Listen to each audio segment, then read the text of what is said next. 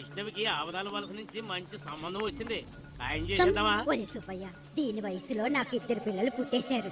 ఇంకా ఎన్నాళ్ళు ఉంచుకుంటావు? ఆ కోతికి తొందరగా 3 ముళ్ళు వేయించేసేయి. ముసలి నిన్ను చంపేస్తాను. ముక్కు మొహం తెలియని వాడిని ఎలా పెళ్లి చేసుకోవడం? దేవుడా, నాకు ఆ పరిస్థితి మాత్రం రానివ్వకని మొర పెట్టుకున్నాను. అక్క అక్క అక్క ఏంటే? అక్క పెళ్లి కొడుకు వాళ్ళ ఇంట్లో ఒప్పుకున్నారు. వచ్చే నెల పెళ్లి. అక్క సిగ్గుపడుతుందా? దేవుడు కూడా ఏవి చేయలేకపోయాడు.